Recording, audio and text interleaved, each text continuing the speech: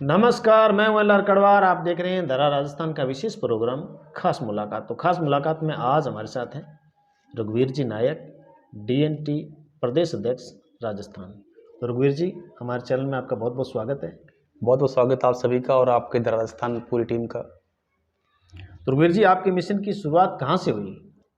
जो मेरे मिशन की शुरुआत है वो स्कूल टाइम से लेकर के हो गई थी जी और उससे पहले भी मैं सामाजिक मिशन में जो हमारे गांव है, जी गांव में हमने युवाओं ने एक कमेटी बनाई जी और कमेटी के अंदर हम काफ़ी जो हमारे गांव के गरीब लोग हैं उनको उनकी शादियां करनी, उनके दुख दर्द में काम आना, वहाँ तक रहे।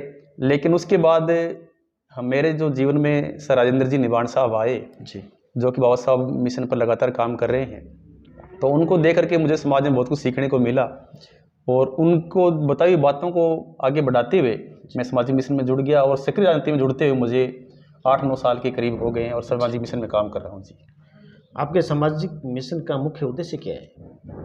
सामाजिक मिशन का जो मुख्य उद्देश्य है, हर आदमी का होता है, वही हमारा उद्देश्य है कि समाज के जो लोग हैं वो अपने हक और अधिकारों को पहचानें, क्योंकि आज हम हमारे हक अधिकारों से बड़े पिछड़े हुए हैं। जी हर आदमी अपने कानून के प्रति जागरूक है, शिक्षा के प्रति जागरूक है, लेकिन हमारे जो लोग हैं वो खाने पीने तक ही सीमित है और वो इसी को जीवन समझते हैं कि बस कमा लिया और उसके बाद उसको बैठ के खा लिया, ये मिशन है।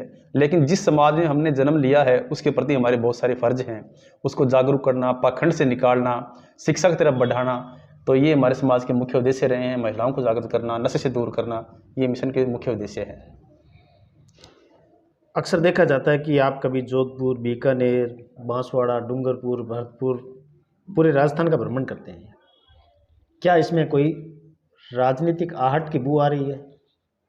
ऐसा तो नहीं है, लेकिन जहाँ भी वो समाज पर दिक्कत आती है तो वो लगातार लोग हमें याद करते हैं और करे भी क्या कि उनको आशाएं कहीं से नज़र आती है तो हर जगह जाना ही पड़ता है। और बात रही राजनीति आर्ट की, तो शायद अभी तक हमारा ऐसा कोई इच्छा नहीं है कि हम राजनीति में आए, लेकिन जो लोग समाज में राजनीति कर रहे हैं, युवा राजनीति में आ रहे हैं, हम उनको आने के लिए बिल्कुल तैयार कर रहे हैं। हम समाज में नए लीडर पैदा कर रहे हैं और काफ़ी लोगों को हमने पैदा करके इस राजनीति मिशन में उतारा है और उन्होंने अपना जो अचीव भी हासिल किया है। यहाँ प्रधान से लेकर डायरेक्टर से लेकर काफ़ी युवा आगे आए हैं और अभी और आगे तैयारी कर रहे हैं। हम कहते हैं समाज के लोग आगे आए, बिल्कुल हम लीडर पैदा कर रहे हैं। आप अपनी जाति विशेष को लेकर काफ़ी चर्चाओं में रहते हैं, इसमें कितनी सच्चाई है? हो सकता है आपको ये लगता हो, लेकिन ऐसा कुछ नहीं है, क्योंकि हर जाति का हम सम्मान करते हैं। आज तक हमारा ऐसा कोई भी स्टेटमेंट नहीं है कि हमने किसी जाति के खिलाफ दिया हो। और जाति जो हमारा समाज है, ये समाज के यहाँ हालात ठीक नहीं है, क्योंकि आप जब भी कोई भी थाने की फाइल उठाएंगे या अन्य कोई घटनाओं की फाइल उठाएंगे तो समाज के लोग ज़्यादा आपको मिलेंगे।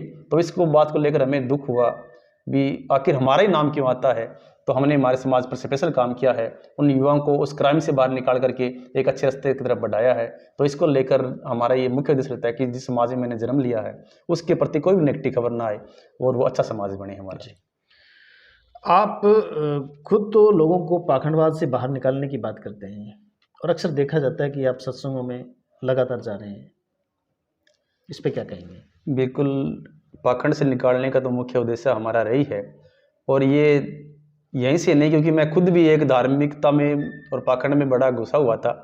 मेरे जीवन की मैं बात करूं तो मैं खुद रामदेवरा 10 बार पैदल गया हूं और 5 बार तो मैं धरती नाप करके भी गया हूं, क्योंकि मैं खुद इसमें बहुत सारी व्यस्तता में था। लेकिन जब सामाजिक मिशन में आया, निवाण साहब के संपर्क में आया, महापुरुषों को पढ़ा, तो तब मुझे एहसास हुआ इस बात का भी जो तू कर रहा है वो ठीक नहीं है, तेरे जीवन में कुछ उद्देश्य और है।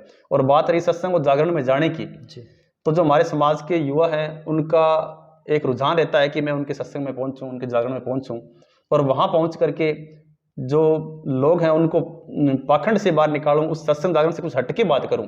ये हमारे युवाओं का रुझान रहता है।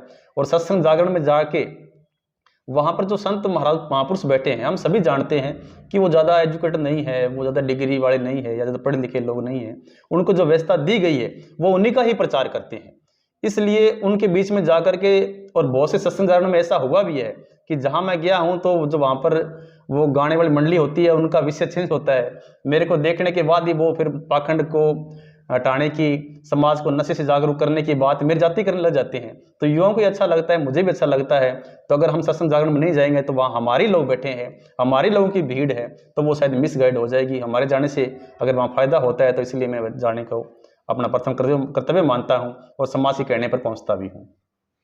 अक्सर ये देखा जाता है कि आप लगातार सामाजिक मूवमेंट में बाहर रहते हैं, घर से बाहर रहते हैं, 10-10 दिन, 5-5 दिन, 15-15 दिन। तो ऐसी परिस्थिति में आपकी जो आर्थिक स्थिति है या आपके बच्चों की पढ़ाई है या घर का खर्चा कैसे चलता है? बिल्कुल, आपके चैनल के माध्यम से आपने अच्छा सवाल पूछा है और काफ़ी लोगों के दिलों में भी ये सवाल होगा भी, मुझे महीना-महीना या काफ़ी समय तक बाहर रहना पड़ता है।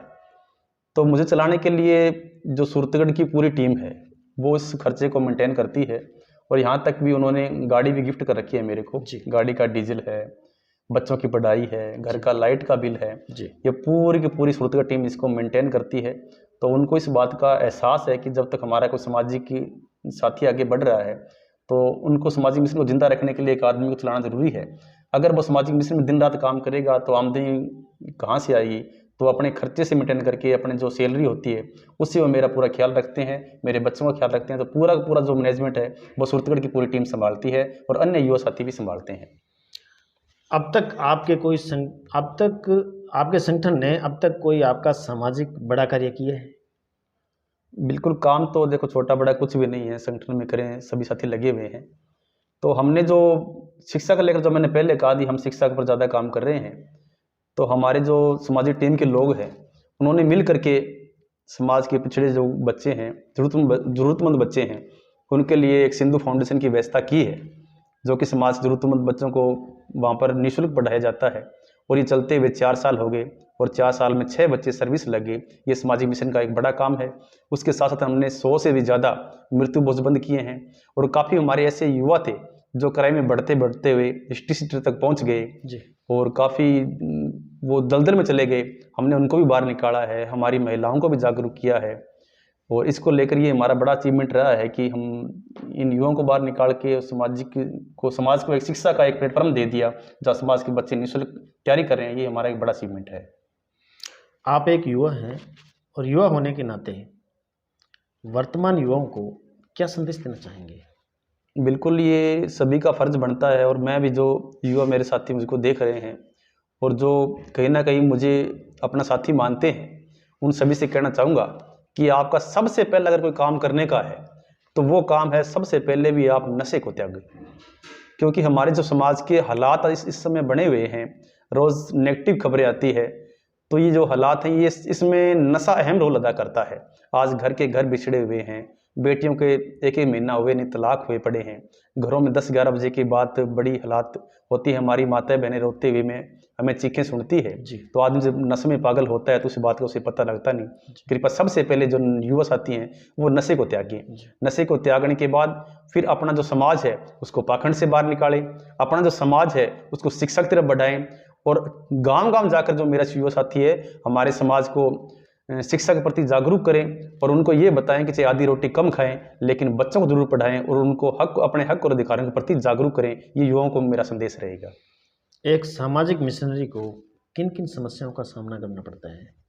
बिल्कुल, चाहे कौन से भी संगठन में साथी हैं, सामाजिक मिशनरी को दिक्कतें तो आती है और वो दिक्कतें मेरे पर भी आई है। जी।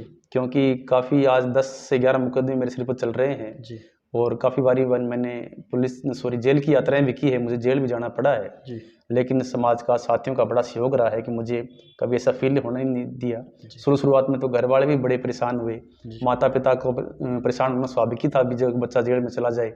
लेकिन जब पीछे समाज की सपोर्ट देखी और जब मैं जेल से बाहर निकला तो शायद समाज में मुझे वो सम्मान दिया गया जैसे एक नेता और मंत्री अच्छे काम करके जेल से बाहर आता है, तो इस प्रकार से मेरा सम्मान किया। 250 लोगों ने खड़े होकर हर बार मेरा सम्मान किया, हौसला बढ़ाया है कि आप समाज के लिए लड़ो और अच्छे काम के लिए लड़ो। और मैं भी हमेशा यही प्रयास करता हूं कि मेरा जीवन अच्छे कामों में लगे।